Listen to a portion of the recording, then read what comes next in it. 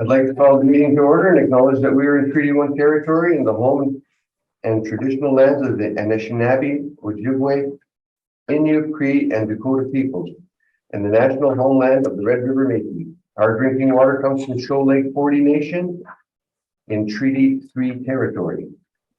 I'll introduce the panel members first. I'm Marcel Larondo. I'll be chairing. Lynn Nesbitt is on the screen. And to my left is Richard Whitebread. The assessor today is Matthew Harling, and the recording secretary is Belen Rojo. We'll be hearing applications for revision and assessment roll in accordance with the Municipal Assessment Act. The matters for which revisions is requested is described in each application, and we will limit the discussions to those matters. The statements that are made at this hearing are sworn testimony. Anyone speaking to the matter must be sworn in. Be advised that comparisons of assessment of properties are not considered evidence of market value by the Board of Revision. The Board of Revision is appointed annually by council and is independent of it and the city administration. It makes its decisions on the basis of the evidence provided at this hearing and issues a written order that will be mailed to all parties as soon as possible. Please note that the board's decision with respect to an application may be appealed to the Manitoba Municipal Board if the matter pertains to assessed value or classification, or the Port of Queen's Bench if the matter pertains to the application of exemption from taxation. Should you wish to appeal, information on how to do so will be included with the board order. With respect to the hearing process, I will confirm the points of appeal with your property to be addressed with each applicant following the swearing in. We will then have the assessor's testimony followed by questions that the applicant may have, and then the applicant's testimony followed by questions. Each side will have the opportunity to summarize if they wish. Once all the evidence about an application has been brought forward, the applicant may leave. The process will repeat for each item on the docket today. The session will close after the applications have been heard, and the board will deliberate in private and make its decisions. You will receive the board's decision by registered mail as soon as possible. As information, all public hearings are live streamed, recorded, and will be part of the public record. We'll be hearing 8 items on the docket today. Ms. Rojo, please affirm the assessor and the applicant. Just give me 1 second. We're going to defer one to the end. So we're going to go to number 2 file, and I've got no address. So please affirm the assessor and the applicant. Okay. Mr. Assessor, please state your full name. Matthew Harling. And you affirm the evidence about to present is the truth, the whole truth, and nothing but the truth. I do. Thank you. Mr. Applicant, please state your full name. Marcel Navarro. And you affirm the evidence about to present is the truth, the whole truth, and nothing but the truth. I do. Thank you.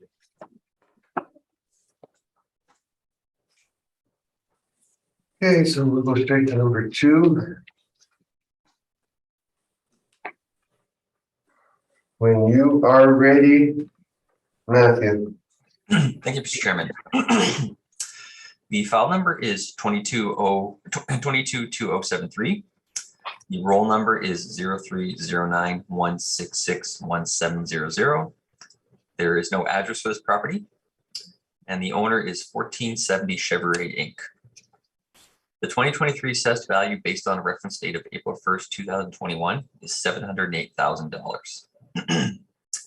If you look below on page 1, you'll see the property description. This is a Vindu or vacant industrial parcel of land. It is zoned M2 manufacturing, and it is the land area is 65,489 square feet. If you go to page 2 of my brief, you'll just see a photo of the subject property. I put a little red dot on my brief so you can kind of just differentiate it. It's the one right at the corner of Newmarket, and the street above it is Chevrolet Boulevard. Just to give a little bit of background, this particular parcel of land is the parcel adjacent to it on the right. It's the same property owner, so they were currently using it for storage. But the way the property is currently parceled right now, it is a separate parcel of land. So that's why we are valuing it as a separate piece of land. And you can just see the outline of the parcel, how it is on Newmarket and Chevrolet Boulevard. Page 3 of my brief, you'll just see the cost valuation summary. Again, there are no buildings on this structure or anything on this parcel land. It's just land value, again, at $708,000. And below that, you'll see there are no recent sales of the subject property. Page 4 of my brief, you'll just see the zoning, and again, the outline of where it is on Newmarket and Chevrolet Boulevard, and it again is zoned as M2 manufacturing general, and below is just a brief description of what can be built on M2 manufacturing parcels of industrial land. Page 5 of my brief, you'll just see some information regarding my land sale comparables, as well as some information regarding the subject. Again, the subject property is 65,489 square feet, zone M2 manufacturing general. Some of the land influences would be heavy traffic, bus route, bus stop, and it's an external corner parcel of land as well. We are applying a land rate of $10.81 a square foot, which gives us the $708,000. If you look at beside the subject information, you'll see my 4 land sale comparables. The land sale comparables range in size of 55,739 square feet to 84,262 square feet. The zonings range from M1 to M2 to MMU. And then below, you'll just see some of the land influences for these particular comparables. And below that, you'll see some sale information. Sales range in sale date from January of 2018 up to March of 2021. So fairly recent sales. And the sale price per square foot range from $7.62 a square foot up to $17.94 a square foot. So I believe the model or the land rate we applied for the subject falls within the range of these comparables. Now, page 6 and 7 of brief just show some photos of these subject comparable or these land sale comparables. So land sale comparable 1, this is located on 830 Century Street. So you'll see where it has access on Century, and the other side is Bradford Street. This parcel is slightly larger than the subject, it'd be 4,000 square feet. It is also slightly larger too in terms of you can see it's slightly wider than the subject, which would be more beneficial, which I believe is reflective in the sale price per square foot it's sold for. Comparable to on Napa Road, I did make a slight adjust error in my brief.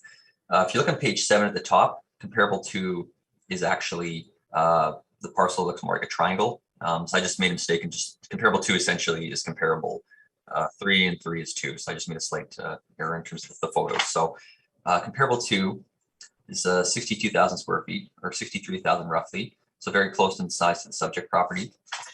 Again, as you look at the top of page 7, this is a photo of the subject property. It's located on Napa Road, which is close to Fermor Avenue, which will again be close to Bishop Grandin. This parcel is slightly irregular shaped triangle parcel of land. This one's sold in 2018 at roughly $9.13 a square foot, so slightly lower than the subject, but I would argue that due to the regular shape, that would be one reason for that. Comparable 3, this is also on Napa Road. So if you look at the bottom of page 6, this is the comparable. This one is very similar in size to the subject at 59,000 square feet. Very similar shape. This parcel of land only has access on Napa Road East. Behind the subject, the only way to get access, there's a public access road, but it's not really a true road. So it has the one access point on Napa Road. And again, as I said, this is very similar in terms of shape and size to the subject property. And this one sold for $762. But I would argue this one's slightly inferior in a sense, the fact that it doesn't have as good access. It's not a external lot, and it's not a corner lot, whereas the subject property is. And comparable 4, this property is located on 198 McPhillips Street at the bottom of page 7.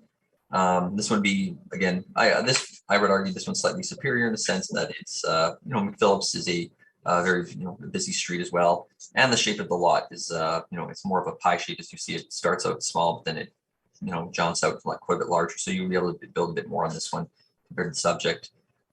It's a recent sale, March 18th of 2021. And I believe the land sale is $17.94. It's sold for price per square foot, so I believe it's superior, but I believe that's reflective too as well. Page 8 of my brief, you'll just see some classification liability information. Again, just the property's value just strictly on this land area at $708,000. And page 9 and 10 of my brief are just some information about municipal assessment excerpt information. That concludes my presentation. Thank you. Fellow, any questions? Yes. So based on what I heard from your presentation, your comparable 1 and comparable 4 are slightly superior, correct? I would not argue that, yes. Okay. And comparable 2 and comparable 3 are probably somewhere in between where we should be based on the configuration of this lot and I mean, it's the general size of it. Now, would you say that in terms of what you can build on this property, and I'm looking at your page 2. So this is a side lot and it's used as storage. Now, in terms of its width, when you take into account adjustments to the side lots and stuff like that, you're not going to be able to put much of a building on this, are you? You know, if you made a building in terms of width, yes, you could. If you built it, you can make it like a skinnier building. So it's possible to still build a building on it. So okay, a skinnier building. Okay. Have they considered building a skinnier building here? actually, I do not know what they're going to do with this piece of land. But generally, you'd agree that this is being used as storage, correct? Currently in its current state, yes, I don't disagree with that. Yes. Okay. And you showed a similarity between your 2 and 3 comparables. Now, comparable 3 is the one that you actually have labeled as comparable 2. Correct. Now, in terms of configuration, it is similar. You said that there's an access issue, but it's being used as storage, just like ours, correct? This one is currently that from this photo, yes, it would be used as storage, yes. And in terms of you know, the gross floor area that you could potentially put on this property, would you be limited by the width at all? There would be some limit, some limited in terms of what you could build on. Yes. Okay. And on comparable 3, again, it's an irregular shaped lot. So again, it's got, you know, lots of frontage, but again, you would have some limitations on this lot as well, correct? In terms of of the further back you could, there'd be less potential to build certain particular structures. I won't disagree. Okay, those are my questions. Lynn, any questions? Just in terms of the zoning, can you explain to me what the MMU zoning is? It sounds like manufacturing mixed use. So essentially, you could just you would be able to just build a select. You would have a bit more variety in terms of things you could build on it. So that would be another factor that potentially could have would affect the sale price per square foot. Obviously, if you have more ability to build things. So it's a more flexible zoning. It would be more preferred zoning. Yeah, you could say it like if you wanted to put it like that. Yeah. So. Okay. What about between the M1 and M2, light versus general? Can you explain the difference with M1 and M2? And again, is there a preferred zoning? Well, again, M1 is manufacturing light, so you could just build light properties. 2 general means you can just basically overall you just have a bit more ability to build certain structures on it. I could give you the description if you wanted both. Like on page 4, it's the M2, but I could give you a quick description of M1 if you'd like. Yeah, that would be helpful. So let me pull up one that's M1 just for you, so I can. Like just the Coles Notes version. I know it's probably really long-winded, but. Oh no, it's usually they're pretty. Okay. I just want to make sure I find one here for you, so I can just apologize. I should have. No, that's okay. 1 second here. I think that's M1 there. Just let me find a parcel of land here. Yeah, it's particularly I can see generally M2 over M1. 1 second here. I just gotta quickly.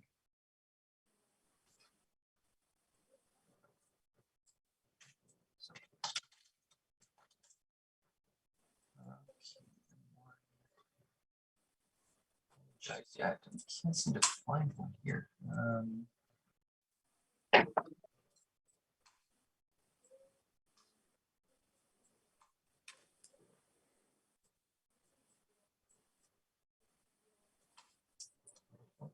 trying to find the description.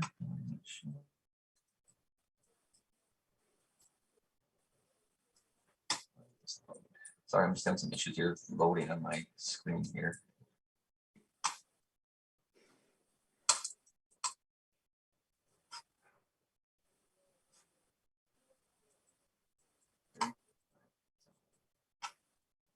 apologize. I can still keep looking, and as soon as I can find it, I can tell you. I apologize. I'm just having some issues with Okay, that's fine. Yeah. I'm just Typically- thinking this might be something we'll need to know for the rest of the Yeah, no, properties here. I'll definitely want to find something. So before we continue, I can definitely hopefully get the Okay. description for you. So Thank you. I note that there's no land influences at all on comp 3. That yeah, I mean, obviously, like for example, certain like for example, typically, when we assess a property, we'll try to put, again, obviously land influences. One that would be on this one, again, that I apologize, I guess we haven't updated on this one, is would be like a shape, for example, right? So like seeing as it's like a irregular shape, so that would be like a one influence we would put on there, for example. Or for example, there's not like this one in terms of like light traffic, heavy traffic, those are things that we can put on. Again, this one we might have to do some updating on this one, updating some of the characteristics. So I think you noted that it didn't have that's the not good access one, right? On Niagara or in correct. the Niagara area. That would have been that would have been the one where I made a mistake. Where at the bottom of page 6, that would have been the one where it has access on Niagara, just only at the front. It doesn't have access from the back. So Right. So in the case of manufacturing, is heavy traffic a good thing? yeah, and in terms of industrial, yeah, obviously heavy traffic, more exposure. Obviously, that would be definitely an influence that would be beneficial. So Okay, and comp 3 does not have that. well, I mean, you can see on the page, top of page 7, you'll see Former Avenue. So that one would have a little bit better visibility, obviously being on Fermor. So, I would say comparable number 2 at the top with the triangle shape one would have a slightly better visibility than comparable 3, which is at the bottom of page 6. So comparable 3 is better in terms of traffic, but it's also probably better in terms of, and I don't want to say better, maybe superior in terms of shape. Yeah, correct. Yeah. Okay, that's my questions. Thank you. Richard, It seems to me on your comparables, you weren't able to find anything in the Chevrier area. No, unfortunately, with land, it's kind of, it can be kind of harder to find land sales really close in the same area. I mean, there are times you can find, but, sometimes if you can find, it might be an older sale. And typically we like to use more recent sales to show, what land is actually selling for closer to the reference date. So there are land sales maybe I could find that were older, but I didn't put as much weight on those, for example. So, and I guess I said, sometimes there's just not a lot of land, particularly selling in one area, especially if it's completely built up. So You were trying to find more current. yeah, try to current, similar size, things like that. Yeah, though that's ideally, yes. I mean, in perfect world, location would be perfect too. So No other questions. Thank you. has this property been contiguous with 1470 for a long time? well, yes, yeah, exactly. Yes, it has been like that. They own both those parcels for quite some time. So one thing I was, would make sense in my opinion would be to have it actually essentially merged with the parcel adjacent to it, but the property owner has not requested that, so we can't really just do that. So, But if it was merged, would it not have less value then because it would just be adding to it and it's not excess land? it would be absorbed essentially into the other parcel of land. So essentially that parcel would be one big parcel. So then there would be no land value on that anymore because the property is I think it's valued on income, I believe. So that would just be absorbed into the overall value. So there would be no Zero. land value on that. Exactly. There'd be no land value that was part of the other piece. Exactly. So why are we creating a land value if it's been contiguous all this time? Going back in history, why are we creating a value on this piece of property when it's contiguous? Well, that's what I'm saying. So but in order for us to do that, we have to get permission from the property owner to say to us to do a merge that parcel of land into that. And that's been offered up to them before? Sorry? Has that been offered up to them before to do that? Yeah, I don't think the board could do. No, you have to get permission from the property owner to actually do it. But if they did it, there's the fee would be less than the taxes and they absorb it all in one time, correct? Yes, correct. Yes, because it would just be like I said, one economic unit essentially. So Okay, I'm not understanding. Maybe it's another reason he wants to keep it separate. Okay, we'll go on to your report, Marcello. So this has no civic address. The realty rule is 03091. 661-700, and it is file 222073. On page 3, you'll find the intended use of the report, the intended user. I'm not going to go over these. Scope of the work. So we drive past these land appeals always. So these were all looked at. And, you know, we had a couple of properties in this area, so I looked at them at the same time. So on page 6, you'll see the property map and the property that we're looking at, which is the side parcel there that is highlighted in yellow. And this property is 65,340 square feet with M2 zoning, and that is manufacturing general. You'll see that the property has a frontage of 97 feet. It seems like a lot. However, our argument is that this parcel would be restricted, and maybe you get a better overhead, a better look at it from the overhead side. And the assessor offered a possibility, which is to build a skin building on this property. I'm not sure how feasible that would be to a potential purchaser, to be limited in terms of what they can put on it. And I think that is probably why this property is being used as storage, is because essentially you would be limited by what you could build on it. So there would be some side lot adjustments, so you can't build right up to it. If you ever see the footprint of a building, it never really covers the entire width of a lot. So you'll always have setbacks that are in place. So you would be really limited by what you could put on this property. And I think in terms of what it's being used for, that's probably its highest and best use at this point, unless it was consolidated. Now, in terms of the zoning, the differences between the 2 to 3 categories. So there is M1, M2, and 3. These are all manufacturing designations. So the ones that share the same type of use, for example, on the industrial side, MMU, M1, M2, and 3 all share the light manufacturing use. So you can build light manufacturing on all of those zoning categories. When you get into the different types of zoning, for example, M3, when it comes to heavy manufacturing, that's where the difference is. You can only build heavy manufacturing on M3 zoning. You can't build it on MMU, M1, or M2. And there is also, for example, things like mining and extraction, not really pertinent here, but again, that would only be allowed on M3 zoning. So if you think about those heavy industrial uses, those are only going to be allowed on M3. Now, in terms of the light manufacturing, you're going to see a lot of similarities between M1 and M2. And where there will be differences is that there will be slight differences in terms of the density of the building you can build on them. However, because of this property being so narrow, that point is going to be moot. Because you're not going to be able to put much of a dense building on this property. It has some limitations because of the setbacks that would be required on it.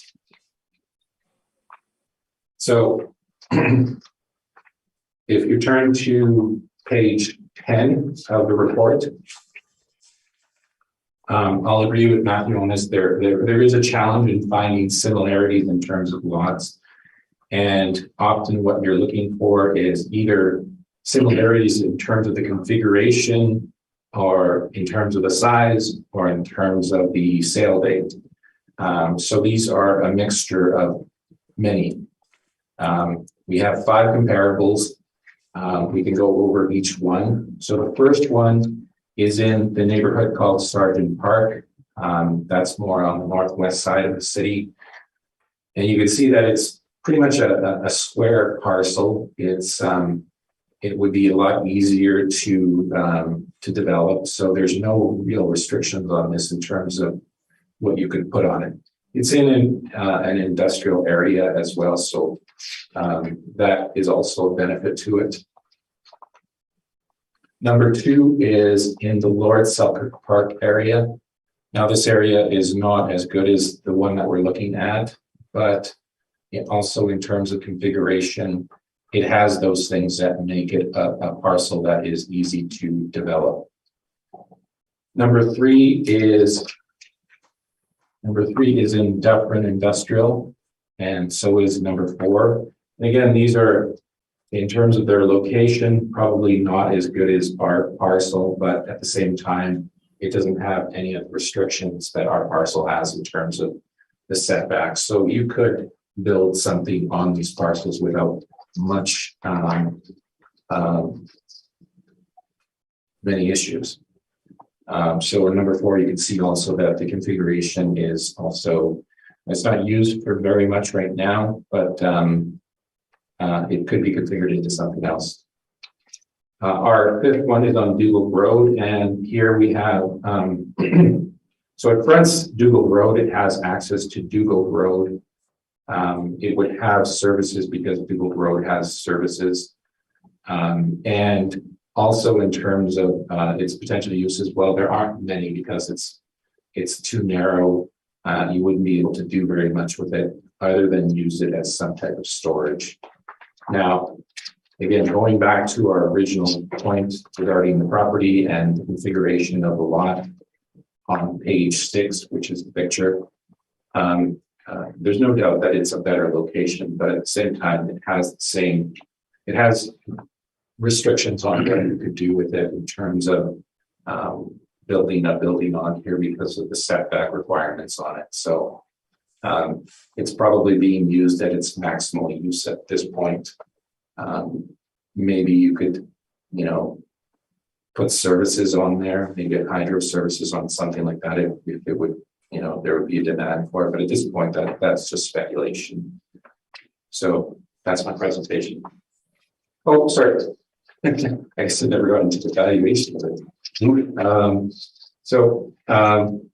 The average of our parcels were 774. The median was 686. We went with the possible rate of 750. That produces a value of $490,000 rounded, and that is what we're asking for. Matthew, any questions? Yeah, I just have one question, just kind of more to what Mr. Chairman was asking before. As this, this parcel, like, is there any reason why the property owner wouldn't request this parcel of land to be merged into the existing parcel, seeing it's the same owner, or is there any particular reason why they wouldn't request that? Or? Yeah, so I haven't discussed it with the owner. This is not my client, but I will be discussing it with the owner. Okay. Because as you are right, it would make sense to actually merge this, and it's something that we can discuss with them.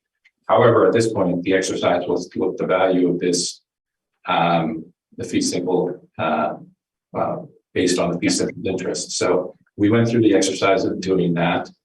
But you are correct. We should have that conversation with the owner. I will note though that I've kind of had different things said from different assessors on this issue, because some assessors have told me that the issue is up to the assessor and they can consolidate a parcel when they want to. So I'm not sure what the policy is, but I've heard both sides of it essentially. Okay, I mean, ever since I've been doing land like this, I've always been told that we have to get permission. But you're right, I understand. I can see how there could be some confusion on that. I'll maybe on my own end too, I'll just confirm with that as well. But that's just what I would, at this time. So yeah, it would make sense to look at merging this lot, and certainly it's something that we'll discuss with the owner. Okay, but we still feel that there's some, basic valuation issues with the property to begin with. So even if we merge the property, we still think that there's an issue with the current value of it. Okay. No, that's all the questions I have. Thank you. Yeah. Richard, any questions? Yeah, I get your point on the location and sales comparable, but I look at the size of these comparables that you've used and wonder at 16,000, 14,000, 36,000, yeah, significantly smaller. Yes. Does that play into the value of the sale on these comparables in your mind? So,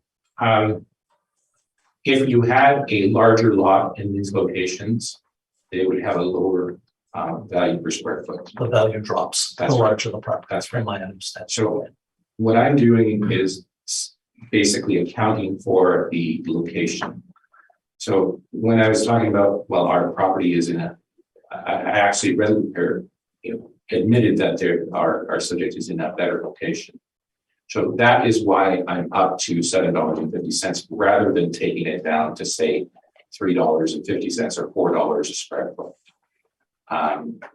So there has to be some, acknowledgement that there is a difference in terms of the location and size adjustment to size aside.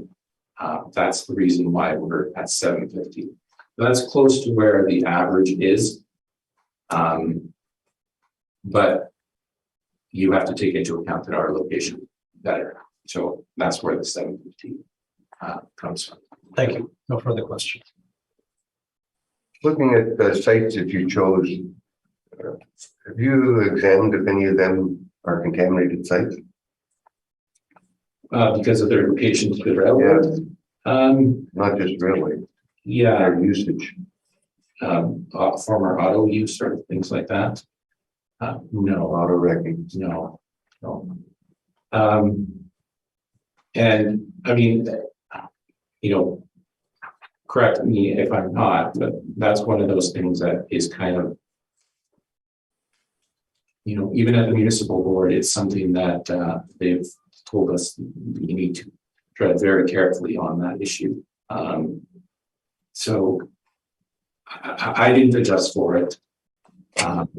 But if that would only indicate the values of these parcels, probably, I don't know. It could be overstated, or it could be just a reflection of the contamination. I don't know. Not all of them are contaminated, no. But it changes the number. Yeah, I think when I'm at $7.50, I'm also looking at the assessor's two middle assessments. And, they're kind of indicating something along the lines of that value as well. So we're not. Which one were his middles? So they were the, Number 2 and 3. yeah, number 2 and 3. So 752, 713. I mean, the Niagara one is probably a little bit superior. So yeah, I mean, I tend to think that it's probably in that area. A little higher than what you're saying, but lower than what the city's doing. It's not as high as $10, but that's what I'm saying. Okay, leave it with us. Lynn, Lynn, questions? yes. I thought we had questions already. No. Oh, Lynn, I'm sorry, Lynn, I thought I went to you first. Lynn, questions? No, I just have this is just very minor. There's a very small discrepancy in the square area that the city is reporting and that Altus is using. So I just wondered, has anybody done a measurement on this? Where did the number come from? Which one is right? It's very small, but I guess it matters in terms of an assessment. So just to clarify this matter, and this comes up a lot, the reason is that we get our information from the online city website, okay? So when you plug in a roll number for a property onto their website, it spits out all of the property characteristics, including the size of the parcel. Now, basically what happens is that they'll only give us, for example, this is just an example, they'll give us 8.4 acres. And the city may actually have 8.465 acres. So what it is essentially, it's a rounding issue. Okay. So they only give us so much, they only give us so many decimal places on the website. Okay. That's what causes the problem. Okay. Well, if that's all it is, then I can appreciate that. Thank you. That's my only question. Thanks. Matthew, do you have the other information that Lynn wanted previously? Yes, I do. The M1 manufacturing light. I do actually. Yes, I can give you just kind of I'll just give you it's a very basic description.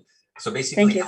and manufacturing lights is this district is intended to provide for light manufacturing, processing, service, storage, wholesale, and distribution operations, with all the operations with all operations contained within an enclosed building with some limited outside storage. So that's kind of what entails like a M1 light. I know Mr. Bro kind of described. Yeah. So basically with with M3 you would be you would have the most you could build the most things with it, and there's like whereas you can't kind of go forward, like you can't build an M3 on an M1, as Mr. Navarro said. But yeah, it's an M1 and M2 would be very similar in terms of a lot of things you could build. Okay. Oh yeah. And Mr. Navarro, are your comps all M1 or M2? I don't think I would put an M3 in there. I'll just double check here. They are all M2. They're all M2? Okay, thank you. Thank you for that. That's my questions. Thank you. Let's move on to the next item then, number 3. Again, I guess it's got no address. No address, no. Okay, Matthew, when you're ready on number 3. Thank you, Mr. Chairman. The file number is 221377. The roll number is 03093002-785. Again, there's no address to this parcel. And the owner is Hopewell Bishop Brandon Developments Incorporated. The 2023 assessed value based on a reference date of April 1st, 2021 is $6,418,000. The property type or the property is a Vindu or vacant industrial parcel of land. It is zoned M2 manufacturing general, and the land area is 915,943 square feet. If you look at the top of page 2, you'll see a photo of the subject property. It's actually literally just south of the previous parcel of land. I put a little red dot to show it. It's obviously a very large parcel of land. This is on Newmarket Boulevard. If you keep going, and obviously Chevrolet Boulevard is north of it. If you keep going south, eventually you will hit Bishop Brandon. So it's a newer area. There's a lot of newer developments going on in this particular area. So again, this is a very large parcel of land. And you'll see the shape of it, slightly irregular shape as it kind of jumps out the back there and it kind of cuts off, but obviously a very large piece of land. Page 3 of my brief, you'll see the valuation summary, again, just valuing this on land. And there are no sales of this subject property, recent sales. Page 4 of my brief, you'll see the current zoning at M2 Manufacturing General and a description again of what that entails.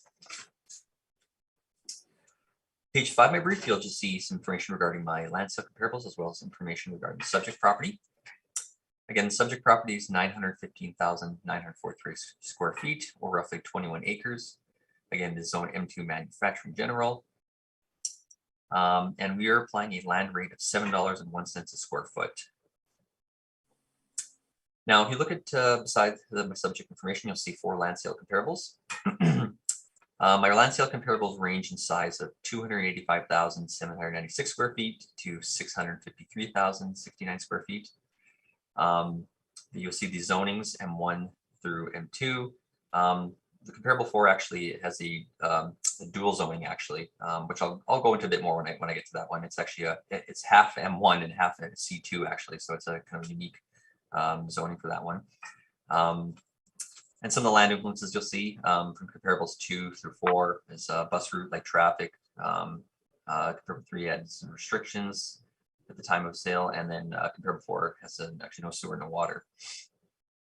The land sales or the sale dates range from October of 2018 to June of 2019, so fairly recent sales. And the land sales range in price per square foot is $7.47 a square foot to $15.87 a square foot. Now, as you know, before I was just going to mention, like again, this is a very large parcel of land, so there are literally no parcels of land that have sold recently of that size. So these were the best sales I could find when it comes to larger sales, and especially when you're going to this size of land sales, you're going to be having even more limited amount of comparable sales. So I believe these are the best ones I felt that were the most closest to the subject site. Now, so if you actually go to page 2 of my brief, you'll see some photos of the subject properties or the comparable properties. So comparable 1, this is located on Haggard Avenue and Gloverdale Avenue. Further south of that property is actually Inkster Boulevard. So it's another industrial area, which would be similar to the Newmarket Chevrolet, a lot of industrial properties around there, a combination of industrial commercial. So you'll see the shape of the parcel, a rectangular type shape parcel. Again, this is the biggest one I could find that was recently sold to the subject property at $9.07 a square foot. Below that is comparable 2. This is located in Moray Street, so closer to the St. James area at 435,000 square feet. This sold on October 11th of 2018, again for $7.47 a square foot. So you'll see where its location into Moray Street. So it just has the one axis on Moray at the back. That's a rail line. So obviously you can see there's a lot of trees on there. So there would definitely be some cost to demolish the trees on that parcel. Comparable 3, this is located at 55 Fultz Boulevard. This is actually the closest parcel to the subject property. This would be this is very close. If you actually look, I apologize, I didn't zoom it out, but further south of that parcel is actually Bishop Grandin. So it's around the Kenniston Boulevard area. So it would be the closest to the subject property. Again, very similar, just a very large parcel, rectangular shaped parcel. So it is smaller. I won't deny that than the subject property, but again, as I said, it's harder to find larger land sales. And comparable number 4, this particular one is actually, if you look at actually on page 6 of my brief, first comparable, this one actually is just adjacent south to the subject or to comparable 1. So right above it is actually comparable 1. So this one fronts on Inkster Boulevard, and then Gloverdale's on the other side of that parcel. So, and again, this one is, again, it is smaller than the subject property. I went tonight, 285,000 square feet. And one thing I just was going to mention, which I mentioned previously, is just to give you information of the zoning. This one actually is essentially a split zoning. So if you actually take a line and cut through the middle of the parcel, the top portion, like essentially if you cut it in half, it'd be about 143,000 square feet each. So the top portion is actually zone M1 and the bottom portion is zone C1, which would be commercial. Now that would be due to the fact of there's more, like, for example, since it fronts on Inkster, I guess they would have a bit more of a commercial aspect of what you could build there. So since there's a bit more visibility on there, so basically the zoning, and this is actually not there are other properties we have in the city that are zoned like this that have a kind of split zoning. So so I won't deny that the fact that it's got a dual zoning would have some influence on the price per square foot of what it's sold for. So but as I said, one of the influences, I looked for this parcel and the front of the property, there currently is no water, no sewer water access lines in the front of this property that I was able to find. So that would be another influence that actually would affect the actual sale price per square foot of what it could sell for. So page 8 of my brief, you'll just see some information again regarding classification and allocation, again, just on land value, $6,418,000. And page 9, 10 of my brief, just some information about the municipal assessment packing reserves. And the presentation, thank you. Marcelo, questions? Yes. Your comparable number 1, which is 327 North Inkster Industrial, that's the NCA. Where is that located? In terms of like where it's located, in terms of if you go to Inkster Boulevard, if you look at the bottom of page 7, my comparable 4, it's actually like right above that parcel, literally just north of that parcel. So the Gloverdale's a newer street that's been recently built, and then Haggard Avenue is the street that it's adjacent on essentially. So that's next to all of that commercial, that heavy commercial area in the Inkster, the McPhillips area. Is that? It's around that area, yes. Okay. But there's a lot of just north of that. There's a lot of industrial there, so there's a combination of fuel, I guess so. Okay. And I mean, you probably had the same issue that I did in finding something this large, correct? That is correct. Okay. Your property there on Fultz Boulevard. Are you aware of what's on there now? I am aware, yes. What is it? It's a dealership, I believe, so. Vehicle dealership. Yeah. Okay, so important point with the vehicle dealership, they're looking at the location and the visibility, correct? Yeah, I don't dispute that. However, though, that's what it's sold for. So I'm just going on by what it's sold for. So. And you've also looked into the planning of the property, the Bishop Grandin Crossing development plan. I have not looked into that. Okay. Now, are you aware that there is no, they won't allow a car dealership on here, correct? I unfortunately I don't know Okay. that. On which one? On the subject. On the subject? Yeah. Okay, that's enough. Those are my questions. Thank you. Lynn, do you have any questions? I have no questions, thank you. Richard, And I have none, thanks. you said that that's a car lot on comparable number 3. Correct. There is a dealership on comparable 3. Yes, correct. It's already built. Yeah. This is an older sale. This is a 2017 sale, so it's slightly older. So yeah. So Fultz is the street behind it, right? Because they don't have access to the car lot. No, It's it's Subaru. Yeah, so Subaru's not connected with the automobile, correct? No, they're not. It's not connected to that. No. No, they thought it would be. Okay. Marshall, on with your presentation. There's no civic address. This is part of the Bishop Grandin Crossing development, and it's owned by Hopewell Developments.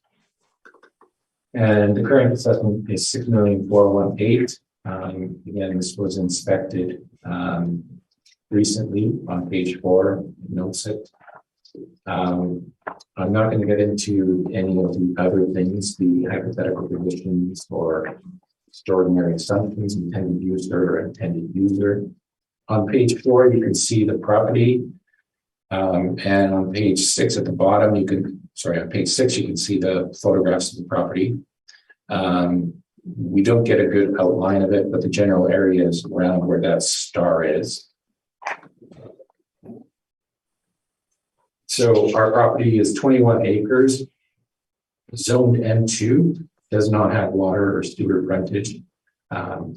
The cut and paste there that I did was taken from the city assessment site, and that is last modified September 5th, 2022. Primary roads and parcels in the Scurfield extension, the primary roads into this area are the Scurfield extension, Chevrolet, and Bishop Grandin. So the city approved this master plan in May 2014, and it outlined the potential uses of the entire development, as well as the density.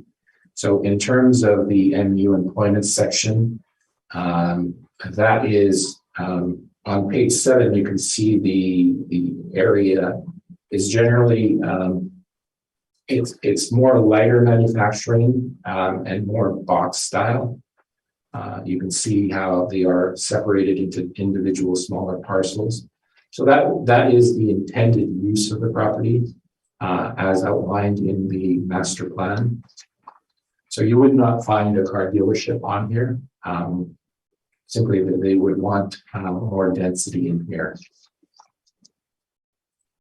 And on page 8, you can see the different zoning. Sorry that this is not printed in color, but there is some variation there. So our area is the industrial zone at the very top. Ours is in color. Well, yours is in color. I didn't bring it in color. But you can see the variations there in terms of their use and the color schemes for them. Highest and best use is industrial land. In terms of our comparisons, we've taken several. 1420 Waverly. That one was 207,777 square feet. It's an older sale. 29 Spears, again, older sale. 134,654. Camille Sis is from 2020. That one is 146,000.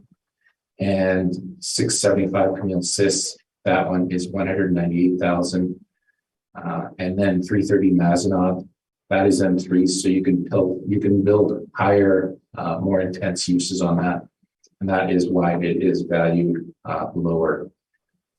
So the average was $6.95. We've gone with $5.46.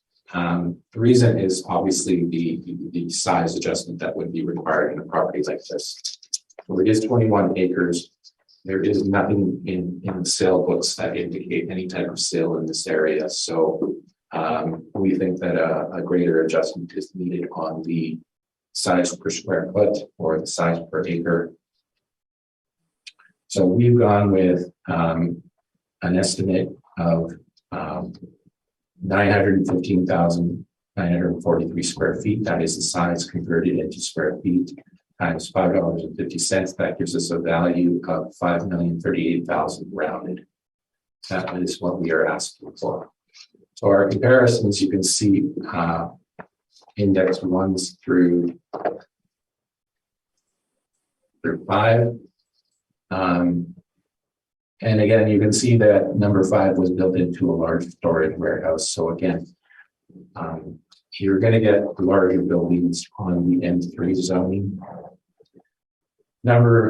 Page number 1 or page number 17 in the brief is the Bishop Grandin Crossing industrial advertisement. So they were advertising 1.6 acres, 1 to 2.72 acres for 695,000 acre. Again, that's for 2.72 per acre. Sorry. It's when you take the value of the or when you take the size into account, we feel that our adjustment is actually quite good. In terms of also our information regarding costs, if you turn to page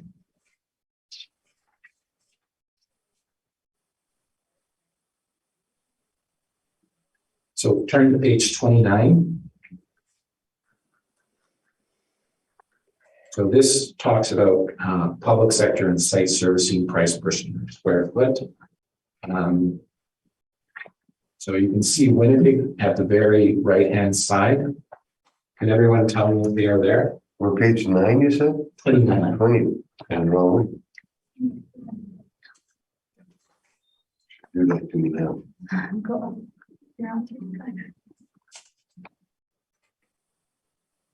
What's about you?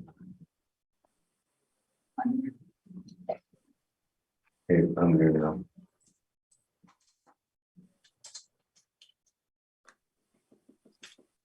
Okay, so it speaks about the cost the cost for development. So we get into several different categories here. Local roads, arterial roads, but it also talks about industrial servicing. So for industrial properties, the average costs are between $120,000 and $220,000 per acre for Winnipeg. Can everybody see that? Yep. Okay. Yeah. So we really haven't accounted for that. That is another thing that has to be considered for this property is that you're talking about a site that has no services. And many of the comparables that we looked at in terms of our properties have that servicing in place already. I looked at Chevrolet, that one has water and sewer in there, and so does the comparable or index number 3. That also has water and sewer in there. So there is a considerable cost associated with actually putting in services in this area. So again, we feel that $5.50, I believe, is an adequate amount that takes all of that into account. That is my presentation.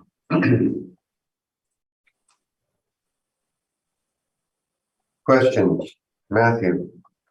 Yeah, I'm just curious because I know you mentioned before, you said you checked on the city website to find where these services were. Where did you find those services exactly? Because when we have on our end, I don't see a sewer, but I definitely see a water main right in front of fronting along that parcel of land. So okay, so if you look at page 7, right here, yeah. okay, so that is what we have access to when we go into the Winnipeg assessment site. And that is the public access site, okay? So it has a search engine where you can search by address or roll number. If you search that roll number, this is what it notes in there for the property characteristics. Now, I don't know if that has actually been updated or not, but that is actually what is in there for this property. And you can see that it was last updated September 5th, 2022. So it's indicating no water frontage and no sewer frontage. Because I have access to actually water lines, so I'll have to take a look and see if this needs to be updated, because I can see water on mine. So, but that's what I'm seeing. But you're right. I'll have to take a look into this and see why that's showing that up there. So, that actually that's the only question I have. Thank you. Lynn, any questions? No questions, thank you. Richard, No, thank you. on your last sheet that you were talking about with the 120 to 200,000, $220,000 of servicing fees, that includes this putting in the roads, the water, the sewer, and everything to break it down into that acreage. That's right. Right. Yeah. So we didn't actually adjust it for $220,000 per acre, not even $120,000 per acre. We made an adjustment for the size, and we made a smaller adjustment for services, but nowhere near 120,000 per acre. 120,000 per acre, 150,000. That's about $3 per square foot. So we haven't adjusted anywhere near there.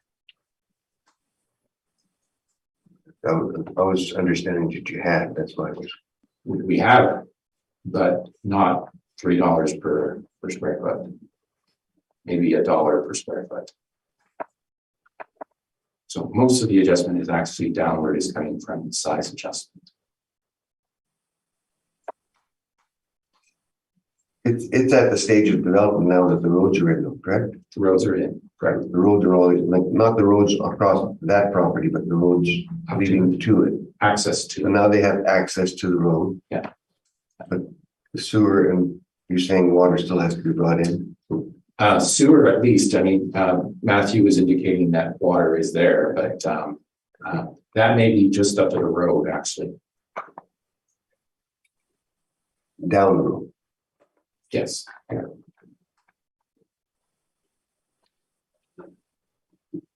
And that would be the new market, because that'll be the access to the park, the property. Yes. Yeah. I mean, there's 3 points of access. Yeah. There's the Chevry, there's the Spurfield extension. Yeah. And they've also got some of the other holdings there as well, right? Like the one next to it. They've got all of the holdings. Yeah. In there. It's one developer. It's one developer for the whole piece. Yeah. Yeah.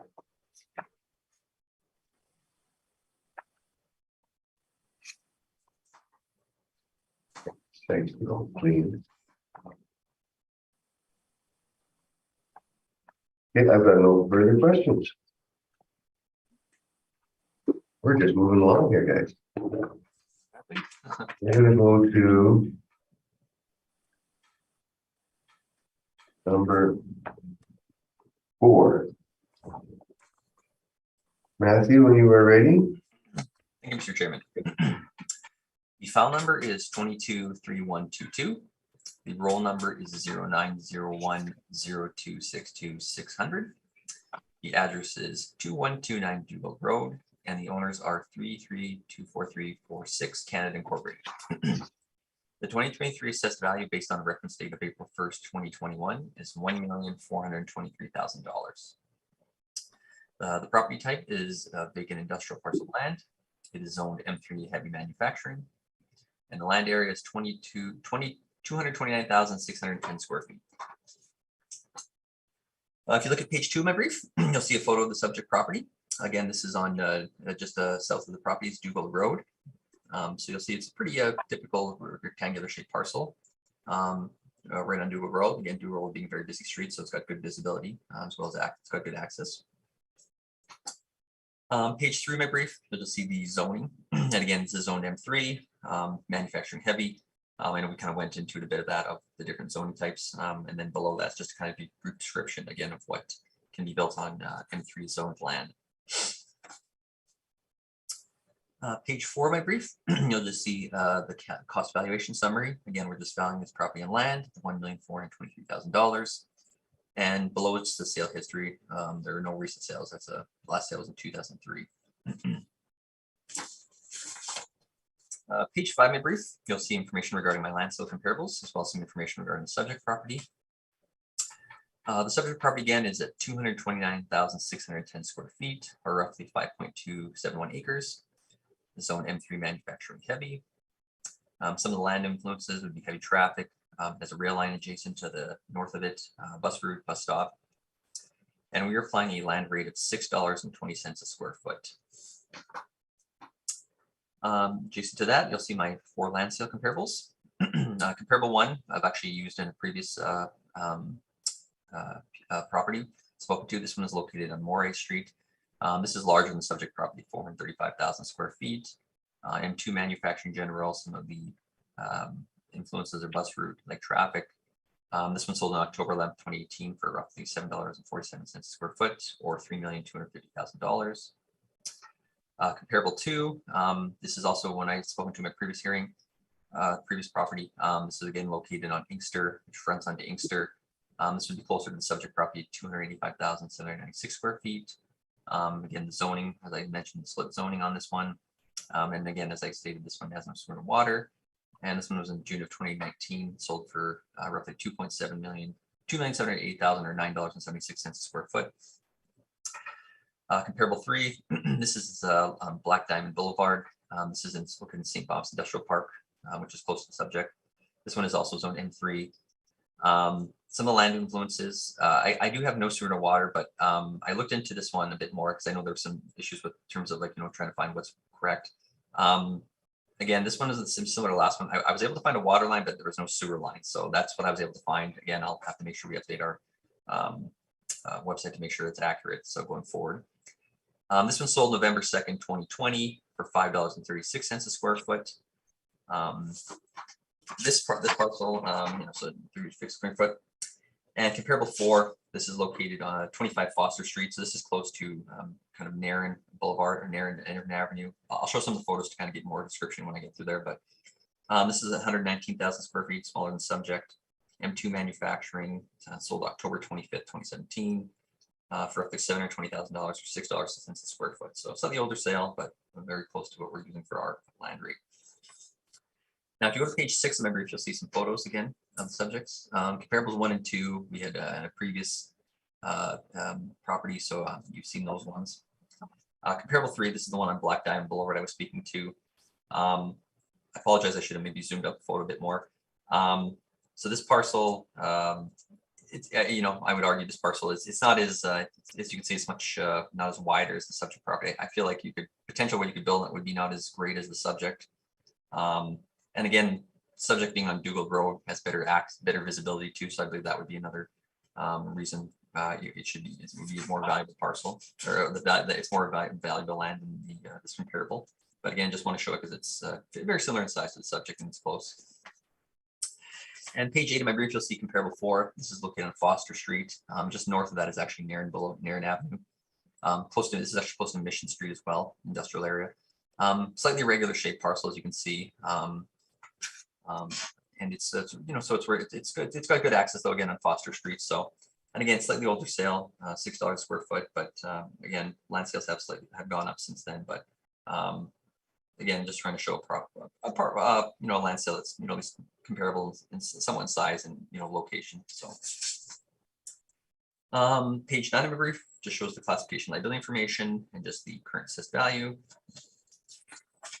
And page 10 and 11 are just the municipal assessment tax reserves. That's my presentation. Thank you. Questions, Marcello? Yes.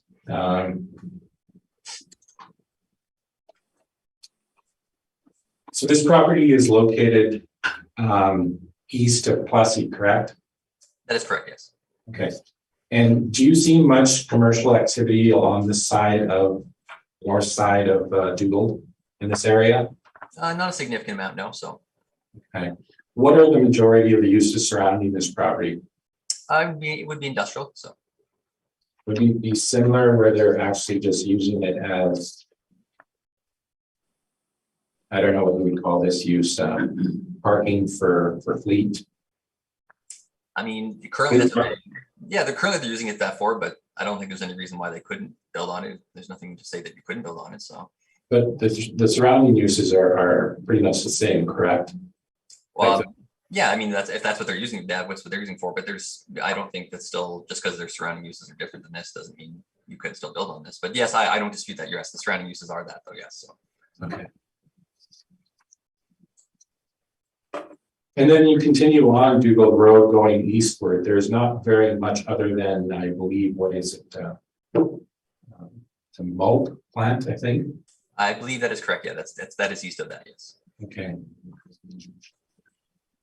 And your comparables, for example, and I'll go one by one. Comparable number one is in the airport area. It would be in the St. James area, so yeah. Okay. There's a lot of activity in there in terms of industrial use, correct? There's a lot of industrial in there, correct, yes. And that would go for Inkster Industrial as well. I mean, that is an industrial area. St. Boniface, number 3, that is phase 2 of the new St. Boniface, I guess, industrial development, correct? That is phase 2, that's correct, yeah. Okay. And the other one, 25 Foster, as you said, that's in the Narren area, correct? Yeah, just north of it, yeah, so it's further down, but yeah, exactly, yeah, so. So your opinion is that the subject is, in terms of, I guess, the appeal, the demand for a property like this would be very similar to the ones that you have in terms of your comparables? Again, I'm looking at, they're very similar in size in terms of use, so I understand that there's a lot of storage for use around there, but I still think that there's no reason why it couldn't be used for industrial purposes. So I still think I don't think these are inferior comparables or bad comparables. So.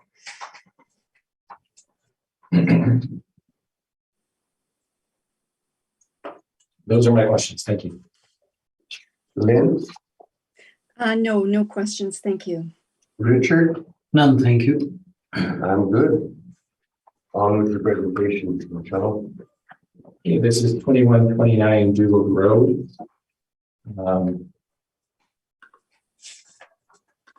In terms of the zoning, this has M3 zoning, and the assessment is $1,423,000.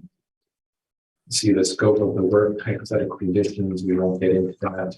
On page 6, you can see the overhead shot of the properties and a bird's eye view. Again, most of the activity in this area is not dense. There may be a reason for that. I'm not sure. It could be the proximity to the railroad tracks or just the fact that there's not very much out here.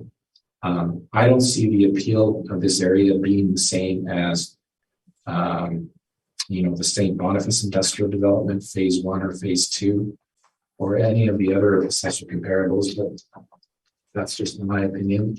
And on page 10, I get into comparables.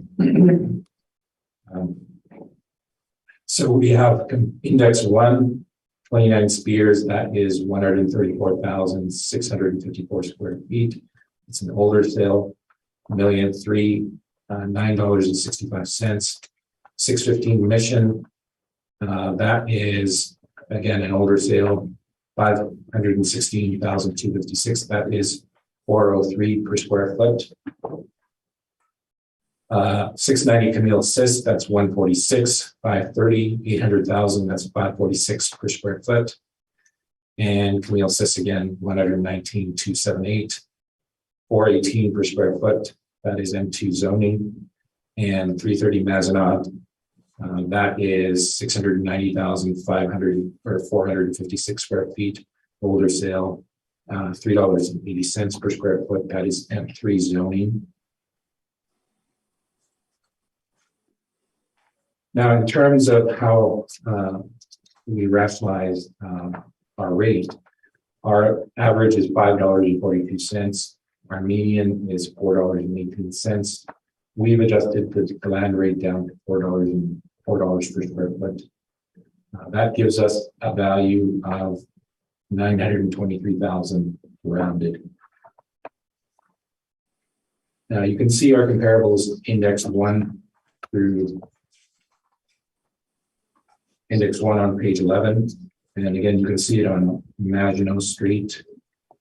And you can see its general location. It is fairly close to La Gemodier. I believe it is a lumber yard now, retail. Index 2 on Mission. Index 3, this is Camille Sis. Index 4 again, Camille Sis again. And index 5 is Mazenod Road. There is our zoning. If you turn to page, I believe it is 23, again, M3 zoning allows for heavy manufacturing use where the other ones don't. And that is my presentation. Thank you. Matthew, questions? I don't have any questions. You're good? Lynn? No, I have no questions. Richard? None, thanks.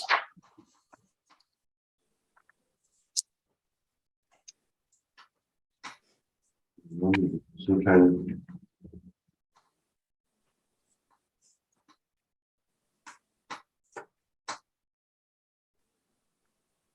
Right now, it's just being used parking for the truck. Did they just buy this land or? I don't believe that there are any recent sales in here. I didn't see him. No. Matthew, can you confirm there's no recent sales of this property, correct? Yeah, I'm just checking right now. Apologize, just taking a little time to load here. I'm just make sure. I was making sure I have the right address. Sorry, it's 21. So I just give me 1 second. 2129. Okay. I'm sorry, I'm looking at the wrong one. So here. 229. I didn't. I don't believe there is any recent. No, there's no. I guess yeah. The last sale was 2003. So there's no recent sales. So. Okay, good. No further questions. We'll move on to number 5. Give everybody a second to get there. What is that? You don't have a brief on number 5?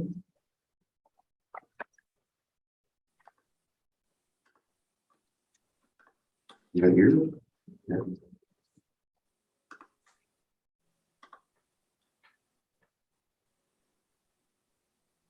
And then Giovanni, can you just clarification?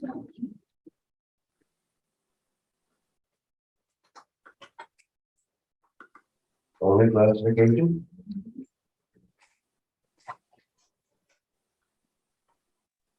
Okay. You check to see what we're going to need to are. So the only thing they're here is the classification. Oh, yeah. It's all. I will make this easier. So we actually had sought a withdrawal from the owner. Mhm. So we just didn't get it back in time. So we're just going to ask for confirmation of it. Confirmation. Are you okay? Can you just confirm this going back here? Yeah, I'm in favor of that. Yeah. And confirming the classification too, then, right? That's what's being done. Yeah, confirming classification. Okay.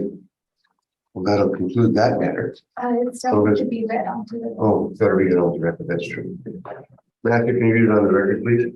Sure. Thank you, Mr. Chairman. The file number is 221295. The roll number is 04007263 There's no address, and the owner is Palliser Furniture Canada Corporation. The 2023 assessed value based on the reference date of April 1st, 2021 is $841,000. Do you want to go through the whole presentation? I apologize, or? No. Okay. Just read it that. Okay. That's all we need. Perfect, thank you. That was 1295. 95, yeah.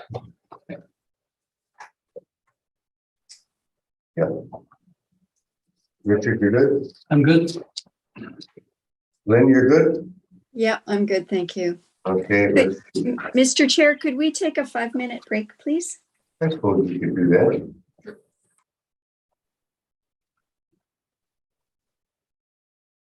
Matthew, when you were ready. Thank you, Mr. Chairman. The file number is 22196. The roll number is 040072637700, and there is no address. The owner is Palliser Furniture Canada Corporation. The 2023 assessed value based on a reference date of April 1st, 2021 is $155,000. The property type is a Vindu or vacant industrial personal land. It is zoned M1. It's actually should be M1 manufacturer. I don't know why. I apologize, should be M2. I don't know why I have M1 and M2, but so it should be M2 manufacturing general. And the land area is 16,289 square feet. If you look at page 2 of my brief, you'll see a photo of the subject property. I put a little red dot to show you where this parcel of land is. And then if you look at the bottom of page 2, you'll see kind of a zoomed out portion where I kind of highlighted it with a little the roll number there. So you can kind of see this piece of land essentially is right behind Palliser Furniture, like the main, you can see the building right in front at the bottom. That's Palliser Furniture, and this is where this parcel of land is. To get to the back of the parcel, to get to the back of the building. Page 3 of my brief, you'll see some zoning information again. Oh, yeah, I apologize, it's not M2, it's M1. It's manufacturing light. I made a type 1 there. So again, just a brief description of what manufacturing light entails. Page 4 of my brief, you'll just see the cost valuation summary and the total value at $155,000. And there have been no recent sales of this property. Now at the bottom of page 4, I just want to kind of give you just a bit of backstory about this parcel. How it shows it here, this is actually what this parcel used to be. It used to be like merged essentially with a parcel adjacent to it. If you go back to page 2 of my brief, this was actually the previous property that we just confirmed. It used to be part of that parcel of land, but there was a replat requested, so we split that parcel from this. So now it's essentially kind of on its own piece of land. So that was the request of the property owner. So I just want to give you just a little backstory of how it was. So, but currently it's as I showed in page 2, you'll just see it's the current shape of it there. So Which piece was it amalgamated with? if you look at actually, so if you go to page 4, you see how you can see like the bottom, you see that little triangle kind of shape at the corner. Page 4. Hold on. Yeah. Yeah, so essentially like that they used to the current parcel that's appeal we're talking about right now used to be basically was like this they were essentially merged together essentially at one point, but there's a replat requested where we split it, so now it's on its own essentially as the request of the property owner. So that's why it is the way it is now. So I just want to give a little backstory of how it was previously and what it is now. So. But that's a separate piece. It's not developed the triangle, correct? Yeah, that's a completely separate piece. Yes, correct. Yes. So yeah. So, but the other one that you put over to the other side now, shouldn't that be amalgamated with the other property because it's the roadway? Well, yeah. See, that's the thing that it technically like as I said, the previous one, the previous piece of land we were going to speak to, which was confirmed that it currently doesn't have has access issues based on the fact of how this is. Replots were conducted essentially. So so yeah, but there is some developments going on. I think from what I was able to find information, there are some developments coming in forward that's going to be built on this parcel land potentially. So I can't speak to what's going to be going on because it's still under development or what's going on with that. But there's just a lot of moving parts with this parcel. There are a lot of things moving around, I guess, and a lot of things coming up. So it's a little confusing. I just want to give a little bit of backstory, I guess, if you will. So Yeah, I think we've dealt with this property before. So. Yeah, I believe so. Actually, yes. Yeah. So, anyways, I can just keep continuing though. So. Yeah, keep continuing. Yeah. Sorry. So yeah, page 5, maybe you'll see some information about land sale comparables. Again, the subject is 16,289 square feet. Again, so an M1 manufactured light. Some of the land influences are medium traffic, bus routes, and we're applying a land rate of $9.52 a square foot. I will note, if you look at the bottom of page 5 of my brief, you'll see at the very bottom, you'll see there was an additional 35% adjustment applied due to the restrictions of this parcel of land and some of the unique properties of it, if you will. So we have applied an initial 35% adjustment. So the initial value would have been $238,546, so roughly $14.64 a square foot. But after this 35% adjustment, that's how we get the $155,000 or $9.52 a square foot. So just to give some information if you see that. So so comparables 1 through 4. The comparables range in size from 14,323 square feet up to 22,240 square feet. The zonings range from M1 to M3. Below you'll see some of the land influences of comparable 1 as well as comparable 4. The land sales range from date from July 2017 up to August 2019. And sale price per square foot range from $9.67 a square foot to $18.38 a square foot. Page 6 and 7 of brief, you'll just see some photos of the subject property or the comparable properties. Comparable 1 is located on Plinkett Street. It's located on Archibald, again in Plinkett. It's in the same bottom. This would be around the again Archibald, obviously. Comparable 2, this is located on Hyde Avenue, so this would be off of Oak Point Highway. Again, so similar term, again, very slightly larger than the subject, sold in 2017. Comparable 3, this is located off of Desmuron Street and Gabry Place. So this is in St. Boniface. Again, you can see where the red dot is where the parcel of land is. I've shown, just to kind of zoom out so you can see where it's situated and its shape. Slightly larger than the subject. And comparable 4, this is located on Power Street and Jarvis Avenue. This is a corner lot, and again, very similar size to subject property, sold in 2018 for $40.38 a square foot. Page 8 of my brief is just the classification liability allocation. We're just again assessing the property and land only. And page 9 of my brief for just some municipal assessment act certain information. That's my presentation. Thank you. Questions? Yes, on page 5 of your brief, your 35% adjustment. How did you come up with 35%? I apologize. I didn't actually apply that particular adjustment to one of the other assessors, so I wasn't able to find out what's the parameters or why he applied that particular adjustment. So I apologize. I don't know why they used 35% in this case. So can we agree that this is essentially a right of way, correct? A street? Yes, it is used to get access to the back. I don't dispute that. So okay. So in that sense, it really has no utility other than that, correct? in its current use, that would be its use. So okay. And all of your comparables do have some utility where they could be converted into something else other than their current use, correct? yes, they could be developed on. Yes. Okay. Those are my questions. Thank you. Lynn?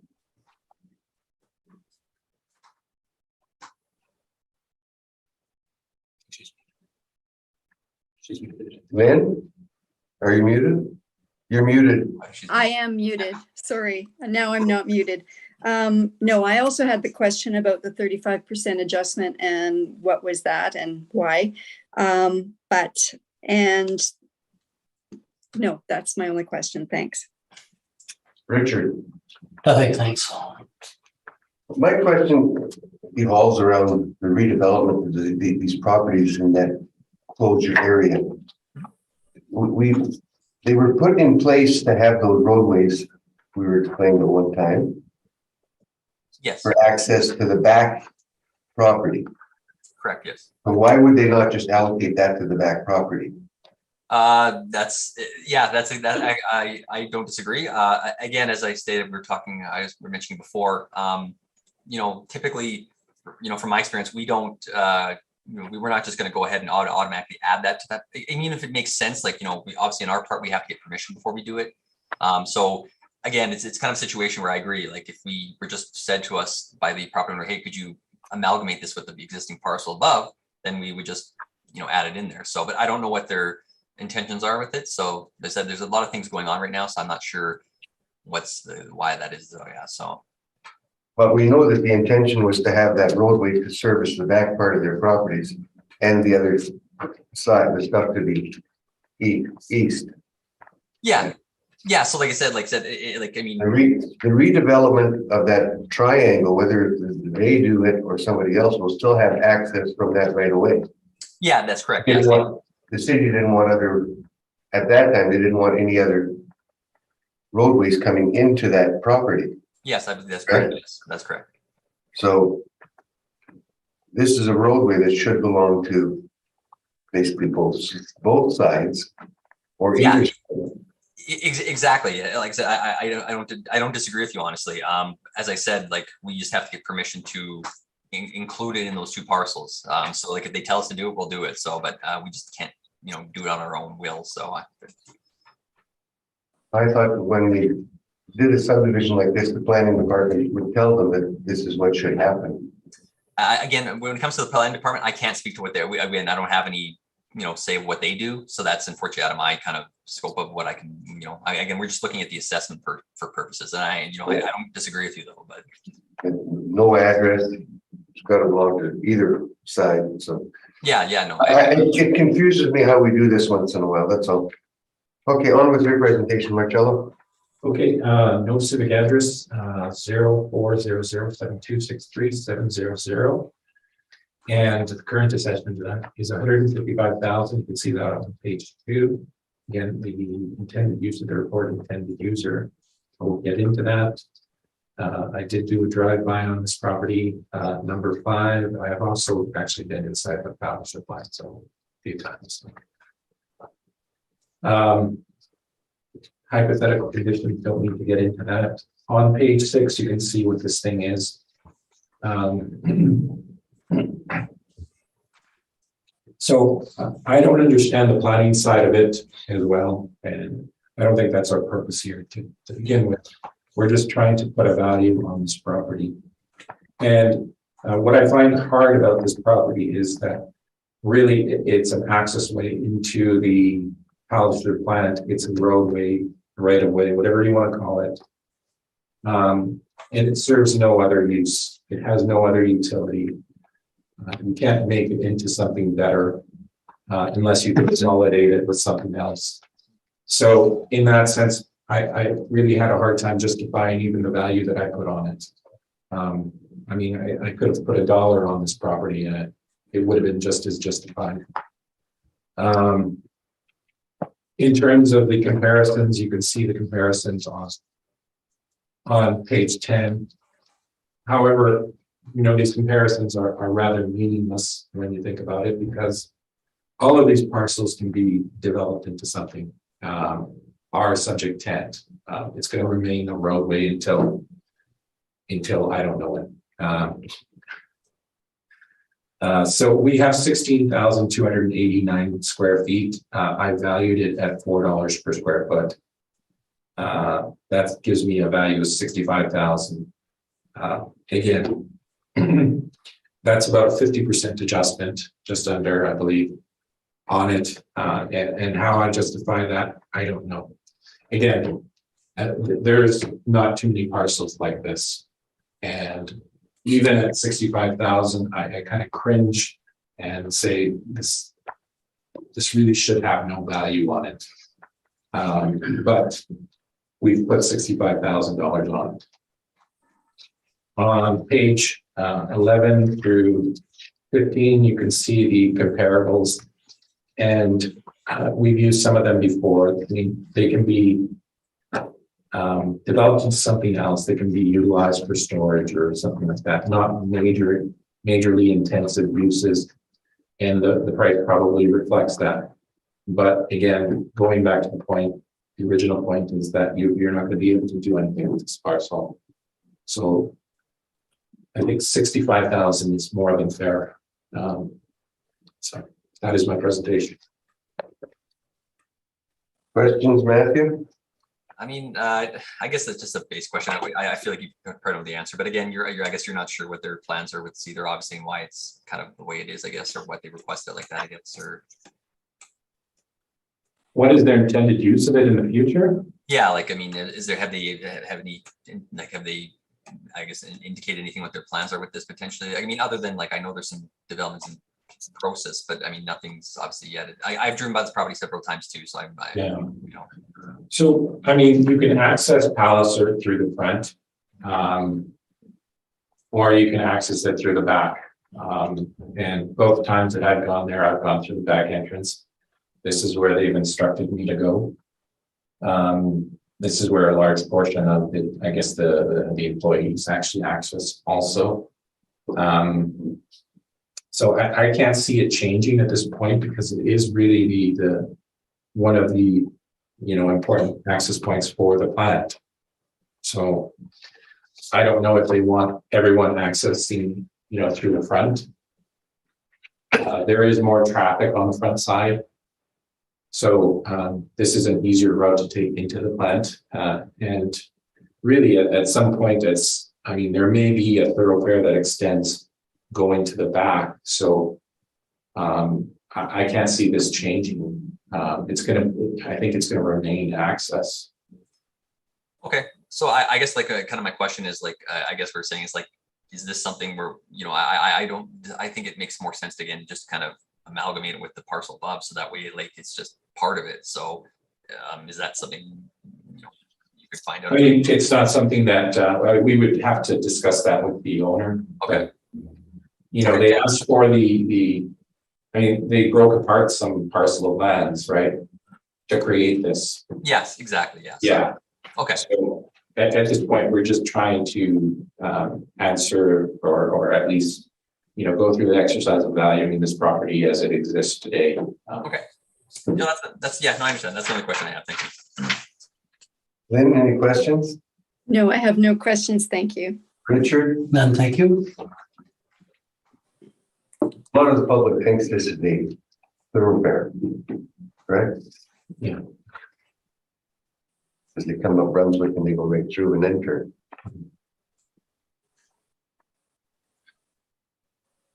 I always thought it was a thoroughfare.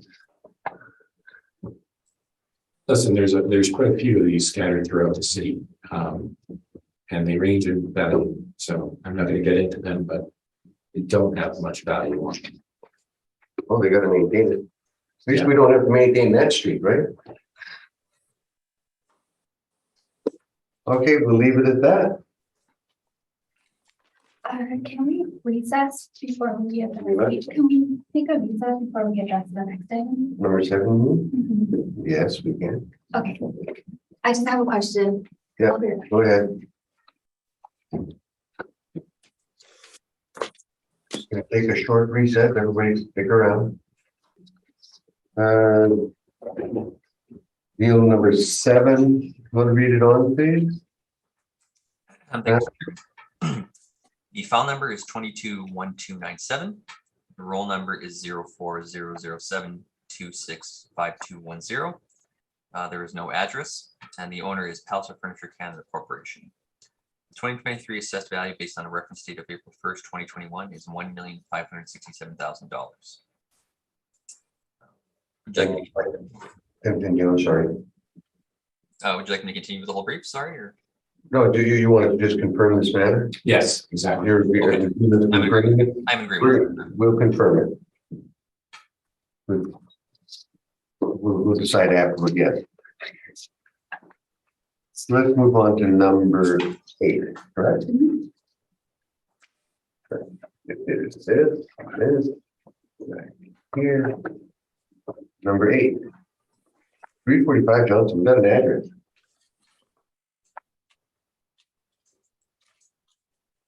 When you are ready, Matthew. Thank you, Mr. Chairman. The file number is 221356.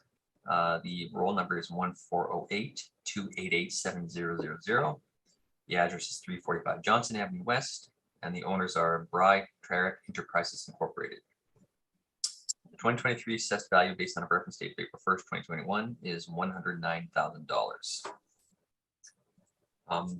Before I continue, I was gonna say, I have I don't think I received a brief for this one from the appellant, so.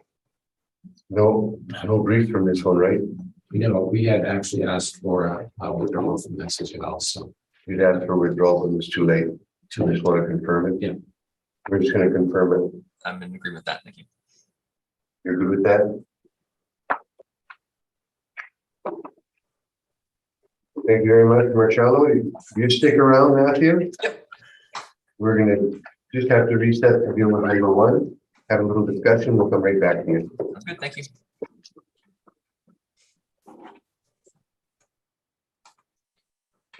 Matthew, number one, I understand you haven't had any discussion with the owner of this property, That's correct. so we're just gonna read it on the record and we're gonna deal with it, please. Thank you, Mr. Chairman.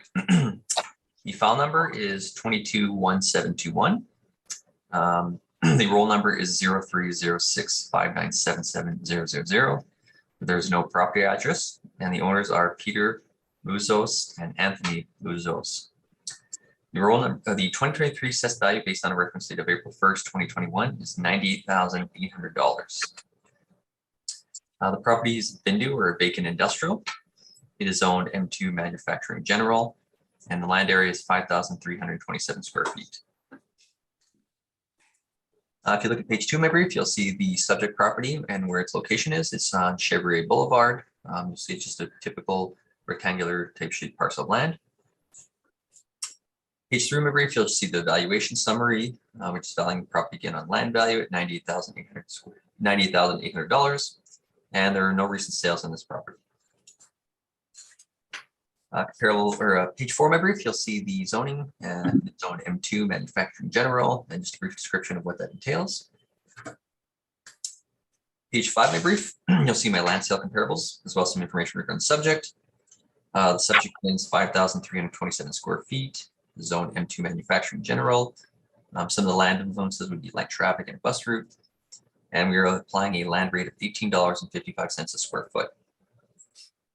If you look at beside my subject property information, you'll see comparables 1 through 5. These comparables range in size of 5,278 square feet to 21,222 square feet. The zonings range from M1 to M3 manufacturing. Sale dates range from July 2018 to September of 2020, or December of 2020. And the land rates range from $14.38 a square foot to $35.05 a square foot. If you look at page 6 of my brief, you'll see comparable sale 1. This is located on Robinson Street and Jarvis Avenue. Similar shape to the subject property, very similar in size as well. Recent sale as well. Comparable 2, this property is located on Plinkett and Giard Street. This is in close to the St. Boniface area, close to Archibald Street. Again, 7,776 square feet, slightly larger than the subject, zone M3. And page 8 and 9, you'll see comparable sales 3. This is located on Dufferin Avenue. This is roughly 7,800. This is roughly 7,800 square feet. Comparable sale 4 is located on page 9. This is located in Powers and Jarvis. I spoke to this one in another property. And comparable number 5 is on page 10. This is located on Gabry Street. I also spoken to this one. It's located on Gabry Place, close to Zuzmiron Street. Slightly larger. This one, 21,222 square feet. Page 11 of my brief, just information with classification liability allocation and the assessment value at $98,800. And page 12 and 13 are just some municipal assessment act reserve information. That's my presentation. Thanks. Any questions, Lynn? I have no questions. Thank you. Richard? None, thanks. And I have no questions. So we have, that file is closed and we have heard all the items scheduled, and this hearing is now adjourned.